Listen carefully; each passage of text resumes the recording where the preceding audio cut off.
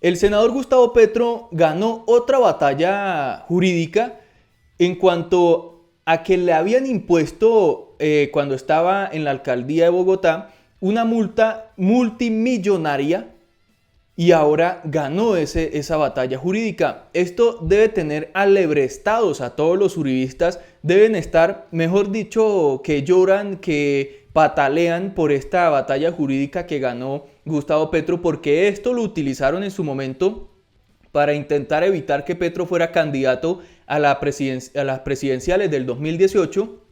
Hicieron todo lo posible para inhabilitarlo, para sacarlo de la carrera política. Después de la campaña del 2018 también venían haciendo todo lo posible y no lo han logrado. Por eso ahora el senador Petro anunció que se suspendía esa multa de 217 mil millones de pesos por bajar el pasaje de Transmilenio. A ver, nosotros acá hagamos un análisis. Pongámonos, si quieren ustedes, a buscar en estos días en las redes sociales, en Google, en medios de comunicación, a cuántos políticos en este país, por robarse la plata de los colombianos, miles y miles de millones de pesos, les han impuesto multas de más de 200 mil millones de pesos. ¿A quién? ¿A quién berracos en este país les han impuesto esas multas? A Petro se la impusieron porque le bajó el pasaje al Transmilenio para ayudar a algunas poblaciones en Bogotá en ese sentido. Eso fue lo que hizo. Y acá en este país se han robado miles de millones de pesos con esos elefantes blancos supuestamente, pero eso es la corrupción terrible de Colombia. Dicen que van a construir edificios, que van a construir escuelas, que van a construir puentes y lo que hacen es robarse la plata y esos puentes se caen, esas escuelas se deterioran, esos edificios nunca se construyen o se dejan a medio construir porque se robaron todo y estamos hablando de 1.000, 2.000, 10.000, 50.000 millones de pesos que se embolsillan los políticos y las multas, 2.000 millones de pesos de multa, 500 millones de pesos de multa, 100 millones de pesos de multa, es que no me acuerdo ahorita un caso muy sonado en el país que ese personaje se robó 20.000 millones de pesos, más o menos 15.000 millones de pesos y la multa fueron 3.000 millones de pesos. Un negociazo. Le imponen una condena de 2-3 años, multa de 3.000 millones y le sobran 10.000 millones de pesos, póngale, sale de la cárcel a disfrutar su plata tranquilamente y ya. Esa es la corrupción en Colombia. Pero a Petro, porque bajó el pasaje de Transmilenio, le impusieron una sanción de más de 200.000 millones de pesos. Que ¿quién va a pagar eso? ¿Quién va a pagar eso? Yo creo que ni el político con más dinero, digamos Álvaro Uribe, tendría 200.000 millones de pesos. Bueno, tocaría revisar, pero por ahí, o sea, pagar eso sería casi imposible para un personaje como Gustavo Petro.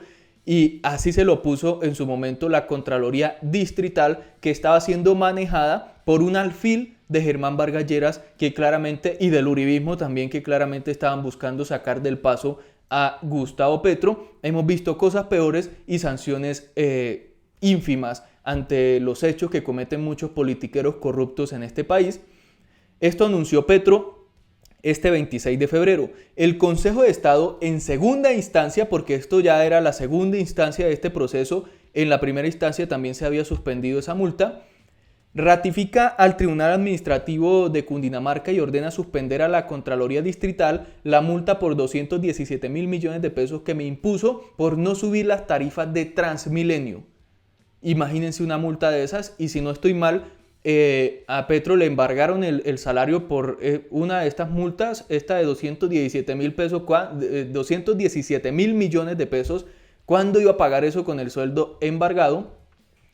Es una sanción moral contra el actual disciplinador de jueces, el contralor de Odebrecht, Juan Carlos Granados, quien con el objetivo de inhabilitarme rompió toda normatividad y sentido de las proporciones al imponer una multa de 80 millones de dólares. Es que esto ya es romper todo tipo de proporciones, de normatividad, imponer una multa de 80 millones de dólares a un político por no subirle el precio a los pasajes de Transmilenio.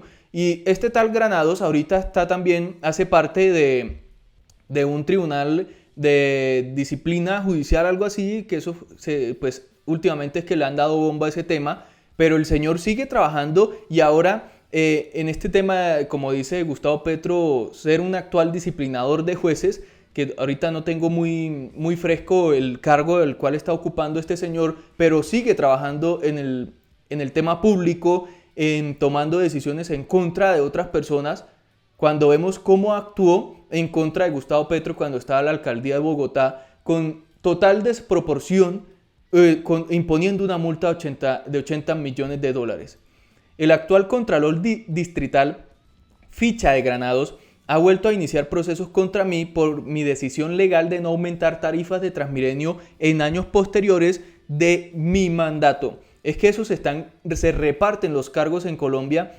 Dice el excontralor Granados que Petro era un corrupto por no subirle el precio de los pasajes de Transmilenio, pero él sí deja fichas en la Contraloría Distrital, sí mueven fichas políticas. Él es la ficha política del uribismo y de Germán Vargas Lleras y de Odebrecht, como lo dice el mismo Gustavo Petro, pero él no es corrupto. Impone sanciones de ese tipo, pero él no es corrupto.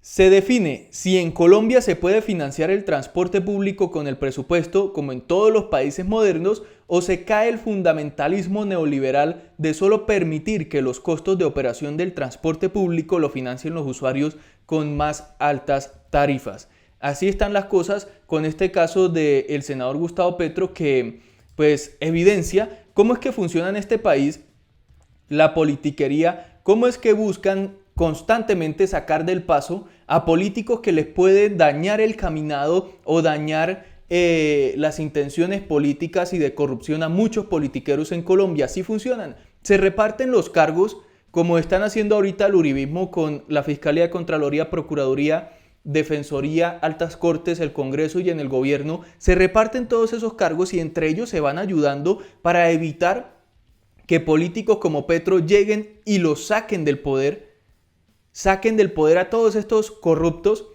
y eso es lo que hacen. Y en las regiones el tema es muchísimo peor. En las regiones les quitan la vida a los defensores de derechos humanos, le quitan la vida a políticos alternativos progresistas, porque a toda esa corrupción en la región a donde no llega el Estado ni la justicia, pues les sirve es utilizar esa metodología lastimosamente, y nadie le presta atención a eso. Váyanse para regiones muy apartadas, tipo Catatumbo, Guajira, Nariño, Chocó. ¿Cómo es que funciona todo eso? ¿Cómo se reparten cada cargo público entre politiqueros para mantener cuotas políticas y para seguir acaparando votos de esa manera? Yo te doy un puesto y me devuelves el voto. Yo te doy un puesto y me sancionas a tal político, como le sucedió a Petro, para sacarlo del camino. Así funcionan lastimosamente las cosas en este país, y en las regiones es mucho peor.